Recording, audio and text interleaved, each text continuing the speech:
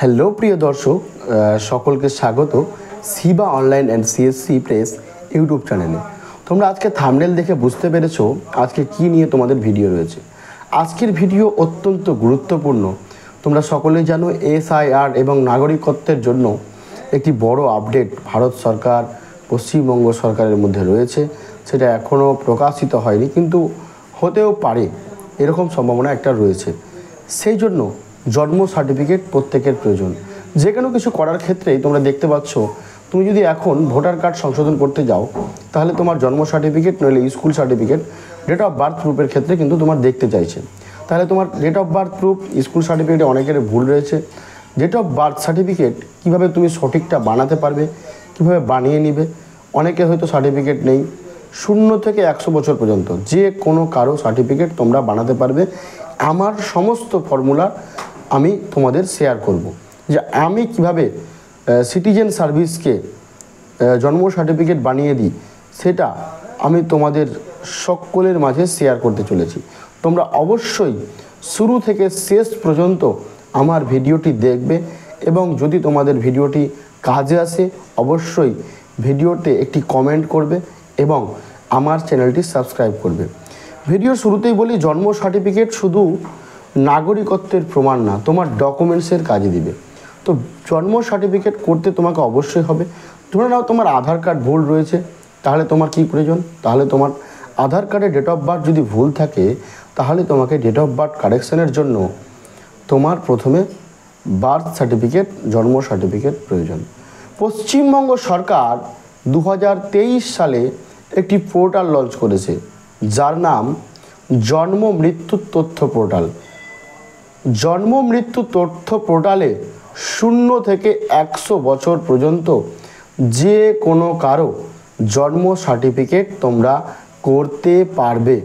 তাহলে এর জন্য কি করতে হবে? এর জন্য বেশ কয়েকটা ডকুমেন্টস তোমার প্রয়োজন।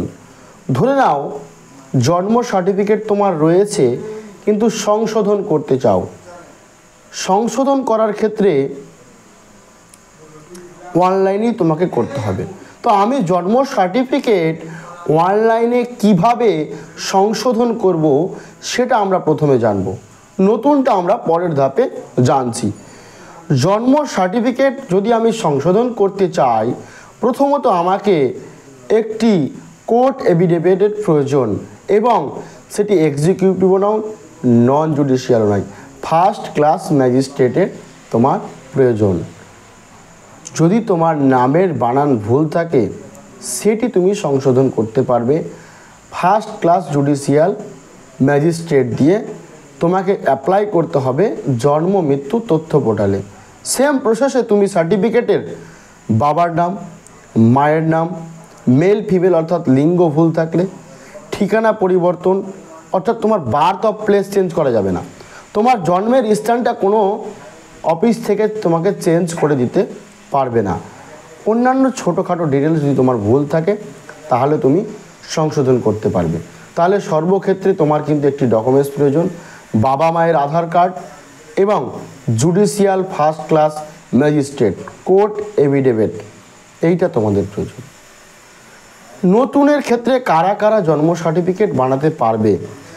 যারা এখনও পর্যন্ত জন্ম সার্টিফিকেট বানান নিয়ে বা সদ্যজাত জন্ম শিশুর যারা জন্ম সার্টিফিকেট বানাতে চান তারা সকলে এখন ঘরে বসে অনলাইনের মাধ্যমে জন্ম সার্টিফিকেট বানাতে পারবেন।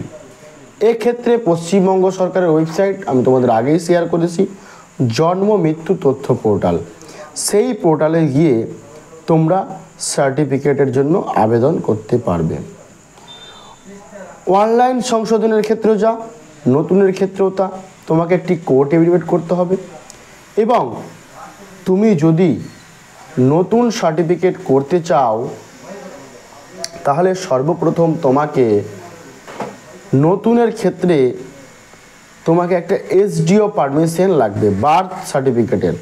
তারা ডিলে বার্থ করবে, আর যারা নতুন করবে 21 দিনের মধ্যে তারা মোবাইলের ওটিপি দিয়ে ছুটির কাগজ এবং বাবা মায়ের আধার কার্ড দিয়ে তোমরা জন্ম সার্টিফিকেটের আবেদন করতে পারবে। এবং বাবা মায়ের আধার কার্ড যেটা বললাম, ঠিকানার তোমার একটা প্রমাণ লাগবে, সেটা তোমার বাবা মায়ের আধার কার্ড হতে পারে, শিশুর জন্ম সংক্রান্ত কাগজপত্র।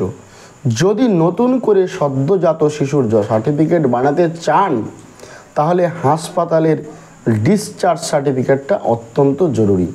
যারা ডিলে বার্থ বানাবেন তাদের ক্ষেত্রে কোর্ট এফিডেভিট দিয়ে গ্রামের 5 জনের ঘোষণাপত্রে সিগনেচার করিয়ে সই করে তারপর অনলাইনে আপডেট করতে হবে। আপডেট করার পর তোমার একটি এসডিও পারমিশন আসবে ডিলে বার্থের জন্য। সেই সার্টিফিকেট দিয়ে তুমি পঞ্চায়েতে জন্ম মৃত্যু তথ্য পোর্টালের মাধ্যমে সার্টিফিকেট অ্যাপ্লাই করতে পারবে। তারপরেই তুমি একটি পাবে ডিজিটাল সার্টিফিকেট। ধন্যবাদ। আজকের ভিডিও এই পর্যন্ত। আমার চ্যানেলে যারা নতুন আছো তারা অবশ্যই আমার চ্যানেলটিকে সাবস্ক্রাইব করুন।